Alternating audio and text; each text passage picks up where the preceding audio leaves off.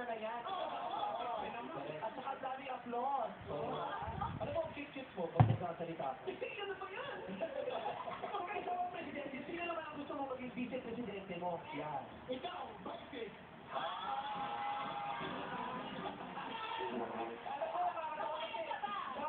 Expected mo yun. Kung ako ang presidente mo, sino naman ang pinuno ng Senado mo? Pag-uusapan ba natin yan? Talaga ba? Yung siyempre yung tingin sa atin. Sige, pero basta kayo, lagyan mo muna ako. Eto, tingnan natin kung ano yung masasabi ni Mr. Joey Marquez. Thank you, no? Pwede mag-suggest yung mga batas na gagawin mo. Kasi sobrang traffic ngayon, di ba? Sana kumuha ka ng batas ng lahat ng tao nakahubog-hubad. Ako na pala mo sila.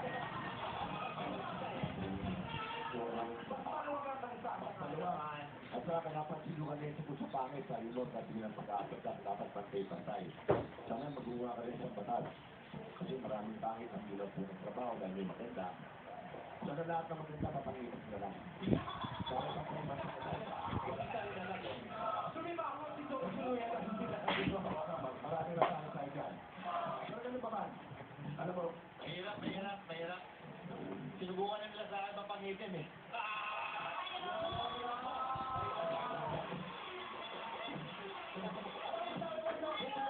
sana yun. Akala ko kung may problema nun. Pero kapakuha mo lang ang by forever. Ayan. Alam mo, bro, kung meron lang talagang bayan na ikaw ang maging alkalde o ikaw ang maging presidente, titira ako doon. Kasi napapasaya mo lahat eh. Salamat. Yan naman kailangan natin tumawag. Ang dami ng problema. Simpleng bagay, ang dami na itutulot sa ating katawan. Sa mga sinabi mo, simple lahat. Pero kagandahan doon kasi, parang nagpas sila kasi ginagawa mo. Yung pagkakamali mo, matatawa ako doon.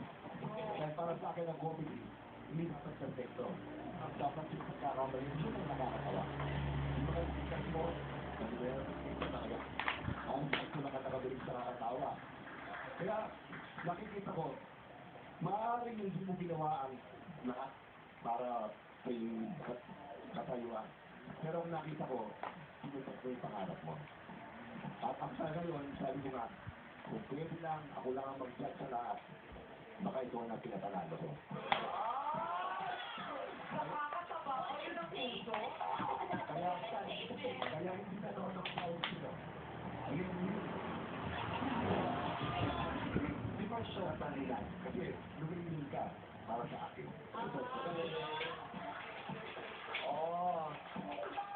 Kanina habang nagpa-perform ka, tinitingnan ko talaga, tawa na lang tao si Mayor Herbert at saka si Manong Joey, nagtutulakan.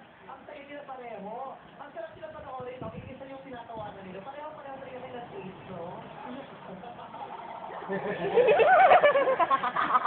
Kulay ng Johnny kayo maaari na ito, eh. Diba?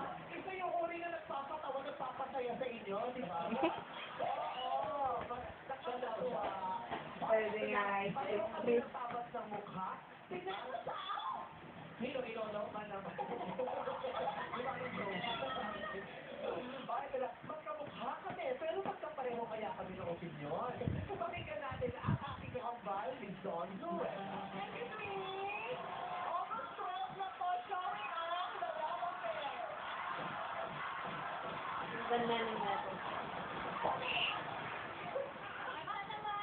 Promote pa lang ako eh. Sige. Punta na lang ka pa. Gusto na pa pa. Gusto ko prepare. Sandali ha. Okay, ito na ako. Ganyan. What you want, what you really want. Tell me what you want, what you really want. Tell me what you want, what you really want. Tell me what you want, what you really want.